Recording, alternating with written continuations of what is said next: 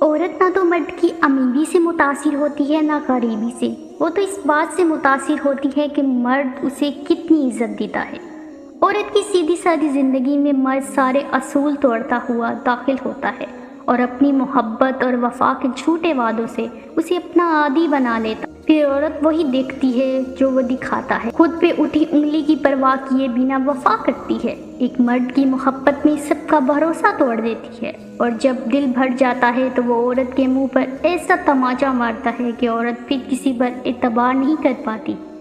زندگی میں ایک ایسے شخص کا ہونا بہت ضروری ہے جس کو دل کا حال سنانے کے لیے لفظوں کی ضرورت نہ پڑے۔ زندگی ایسے جیو کہ کسی کی زندگی کا حصہ بنو یا نہ بنو، مگر کسی کی دعاؤں کا حصہ ضرور بنو۔ دنیا کا سب سے خوبصورت انسان وہی ہے جس سے بات کرنا آسان ہو، جس سے مشکل میں مدد مانگنا آسان ہو، جو دوسروں کے دکھ اور درد میں شامل رہے، جو آنسو پونچھنا جانتا ہو، جو مرہم بنانا اور مرہم لگانا جانتا ہو۔ خود کو ایسے بنانے کی کوشش ضرور کرے، اور اگر آپ ایسے انسان ہیں تو یقیناً اللہ نے آپ کو بہت خاص بنایا ہے۔ عورت کے قانون کے مطابق اگر تم اس سے محبت کرتے ہو تو اس زمین کی باقی تمام عورتوں سے تمہیں لازمی نفرت ہونی چاہیے۔ ہم کبھی بھی کسی کے لیے اہم نہیں ہوتے، یہ سب ہمارے وہم کا کھیل ہے کہ ہم اچانک کہیں غائب ہو جائیں تو کوئی ہمارا منتظر رہے گا۔ یہاں کوئی کسی کے واسطے نہ منتظر رہتا ہے نہ بے چین۔ لوگ اور چیزیں اتنی تیزی سے ہماری جگہ کو بھر دیتی ہیں کہ کبھی کبھی ہم واپس لوٹ بھی آئیں تو خود کا آنا خود پہ بھاری گزرنے لگتا ہے۔